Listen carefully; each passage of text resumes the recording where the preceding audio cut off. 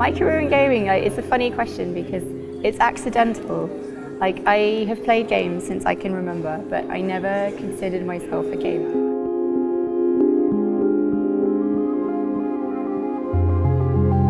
I lost myself in hours playing them, but I never saw it as a job. Like, it was kind of a thing that other people did.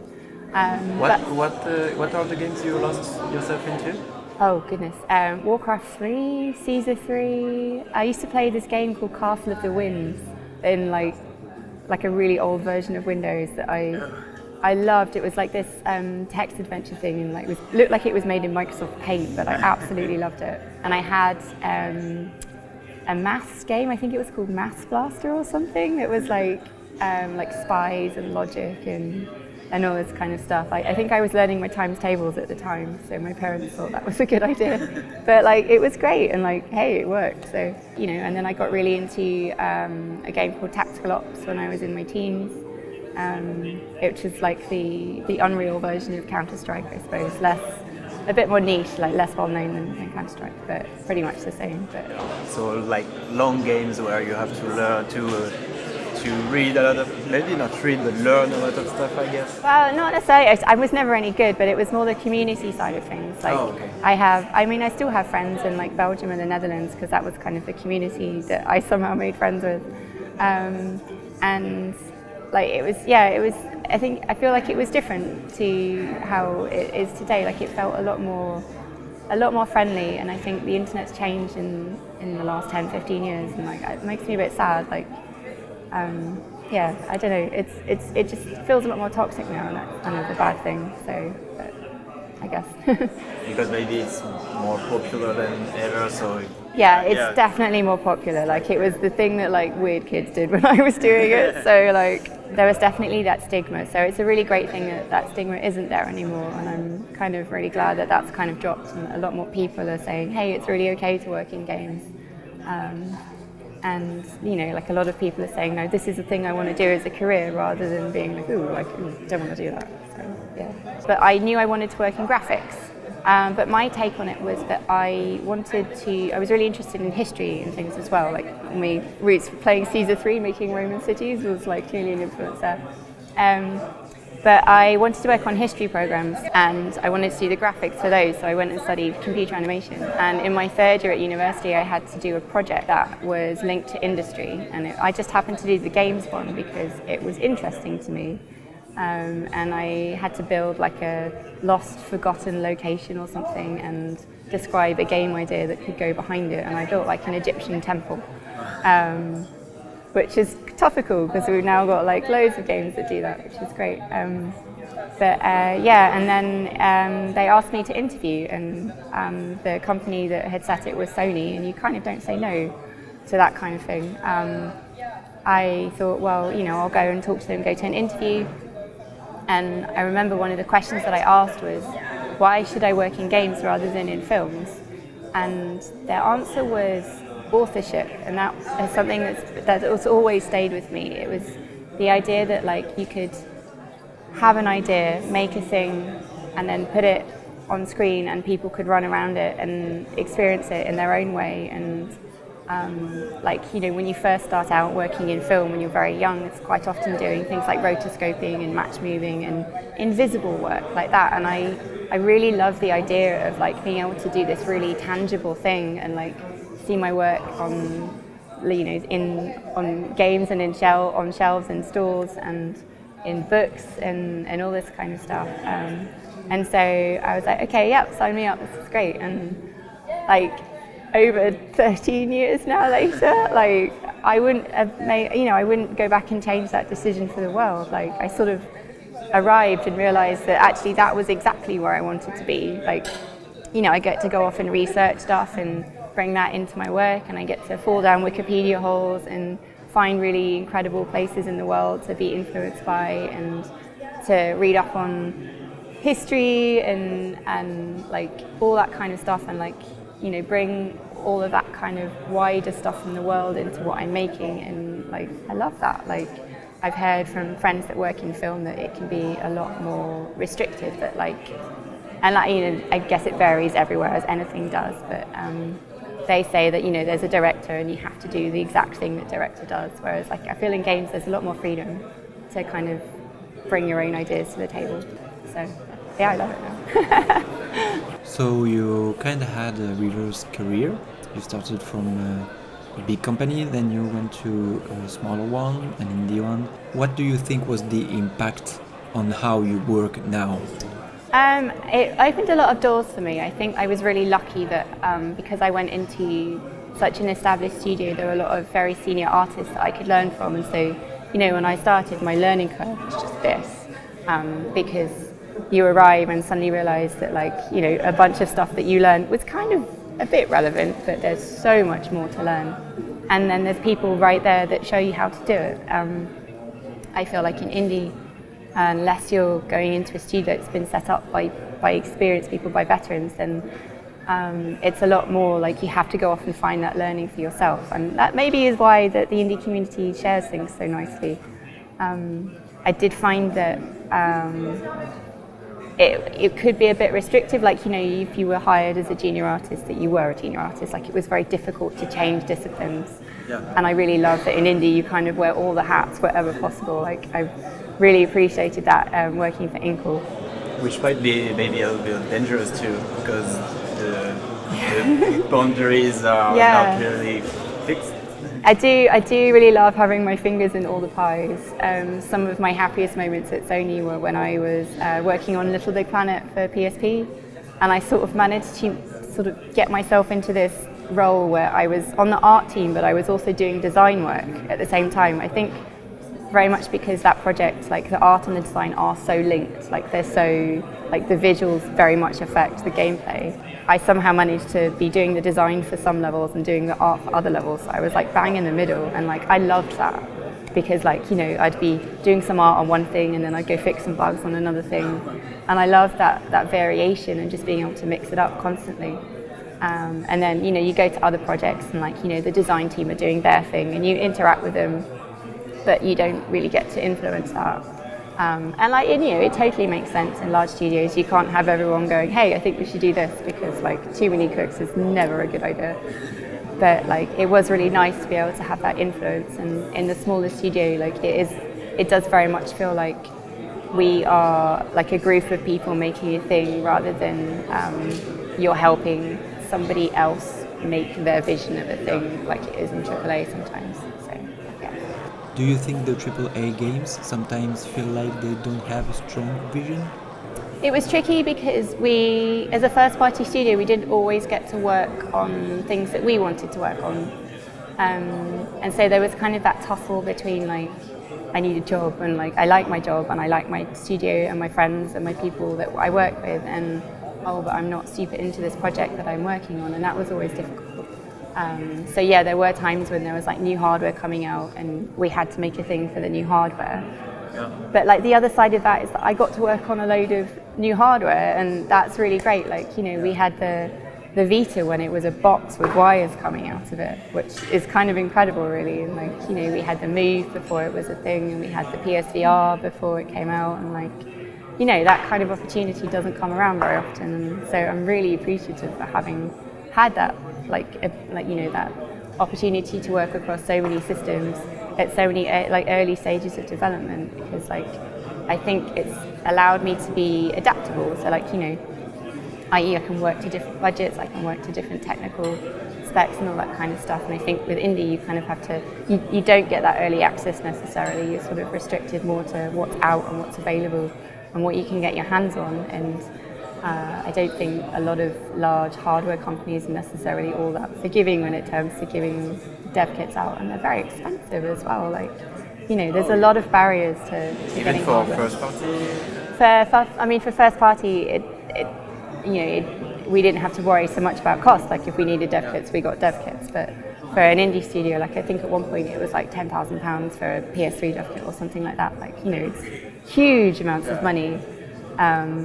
And it's much better now. It's so much better. But there's that huge barrier to entry to even get your hands on a piece of hardware that you can start developing for. That I think smaller studios and indie studios really don't have that luxury. So. How different was your relationship with marketing at Inkle now, and with Sony where you were before? It's kind of different. So on Inkle, we don't have a dedicated person. So we had to hire some people that specialize in social media and communications to, when we were ramping up for release, so that they could kind of handle and help us with that side of things. Apart from that, we are terrible at it. I think my bosses would admit that we're terrible at it.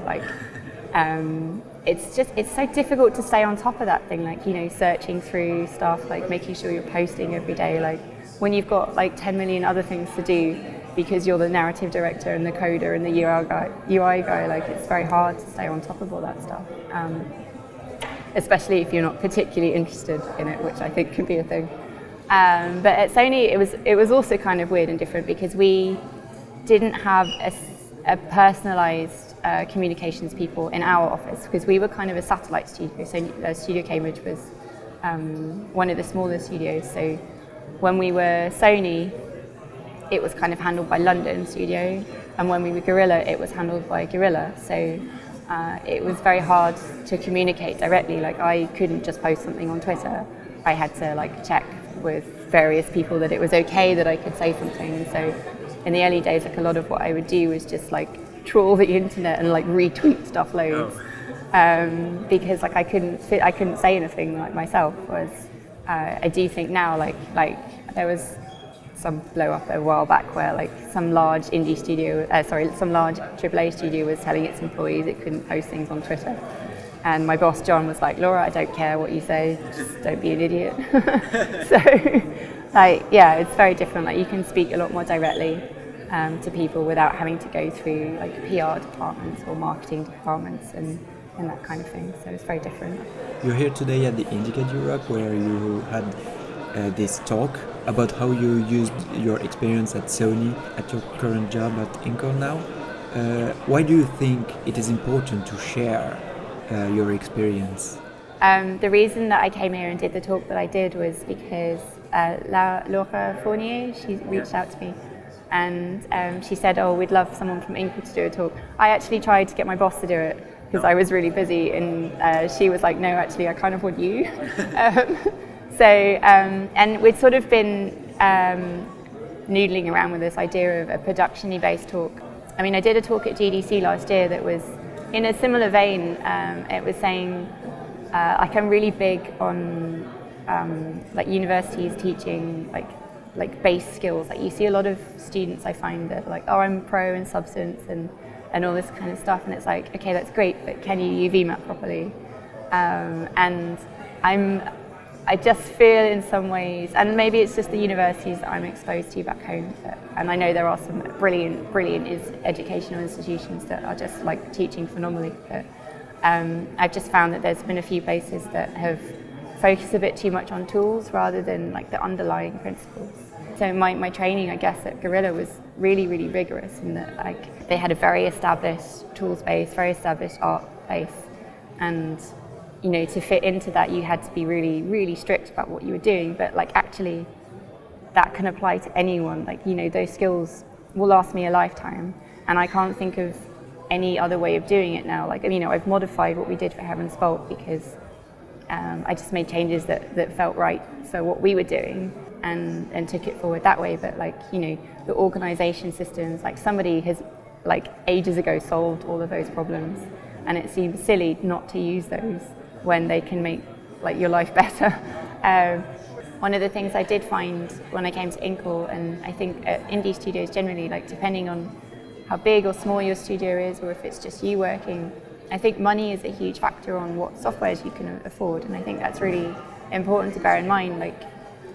Not everyone can afford every single piece of software under the sun, and so if you can do things maybe the long way or the hard way, then you can still get all of your work done without having to spend hundreds or thousands of pounds or euros on trying to get that done. And when I arrived at Inkle, we had the basic software, we had Maya, but it was Maya Lite, so or Python doesn't work in that. So any of your maybe Nightshade UVing tools, for example, doesn't work because you can't load it in. And various scripts and things that you might have had in Python you can't use, and so I had to go off and find like, you know, a textile density thing in Mel, and I had to write a couple of scripts myself just to kind of get a few tools that we needed.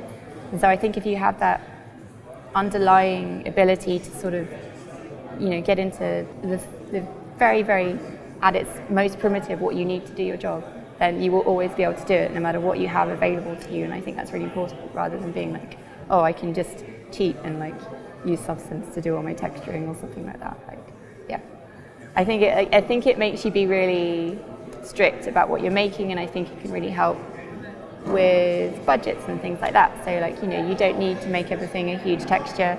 You don't need to make the full range of textures. Like, you know, if you only need your albedo map, then that's fine. If you need an albedo map and a normal map, that's also fine. But I think if you use software, sometimes you can sort of go down the rabbit hole of like, I can just make all the things and worry about it later. Whereas if you're really controlling what you're making, because you don't have that functionality, then you can keep your game really streamlined and not end up adding stuff that you don't need, which then bloats your budgets and memory and makes your game potentially not really very playable. So yeah, I think it keeps like a tight hold on things, and that's one of the things that I was talking about in my talk, was like just keeping a really tight control on what you're making. And to be honest, I'm very organised, so I maybe do this a lot more than other people would, but I'm a big fan of planning and then executing what I need, rather than being like, well, let's just make all the stuff and then see where we get to. Like, there's no point in that.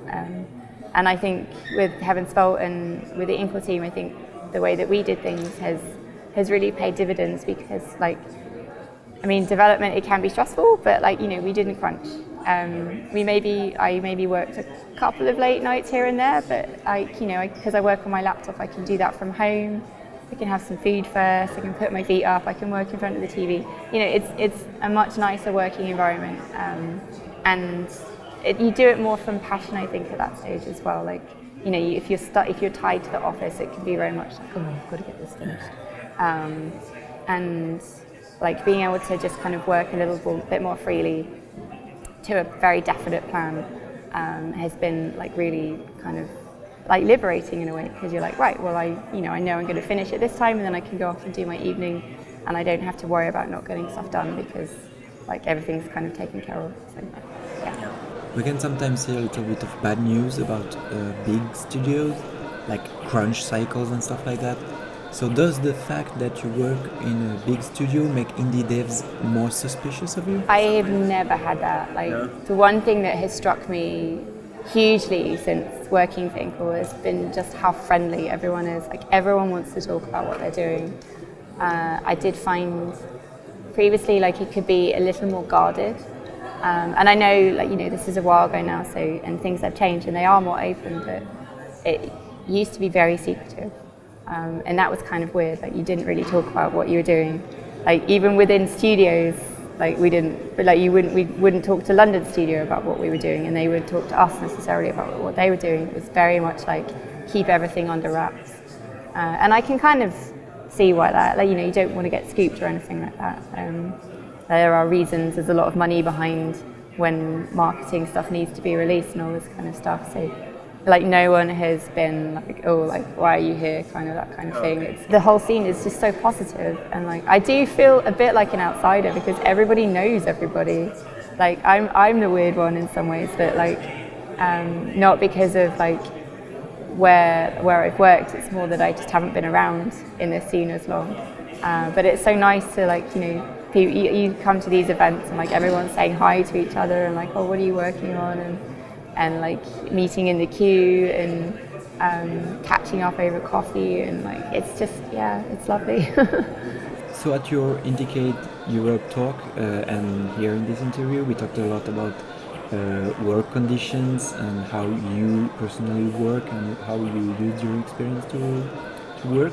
What do you think is the main thing to keep in mind to actually have great work conditions in the video games industry? I think it's really important to remember at the end of the day that you don't live to work. Like, I think it's really important to have that balance between things that you do outside of work and things that you do at work.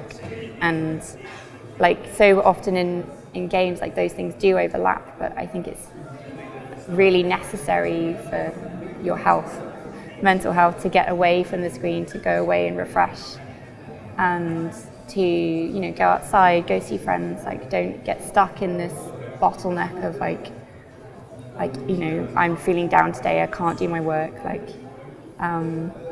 you know, we work remotely now, and so, you know, if I'm having a rubbish day or the others are having a rubbish day, we'll be like, hey, do you want to go work in a cafe?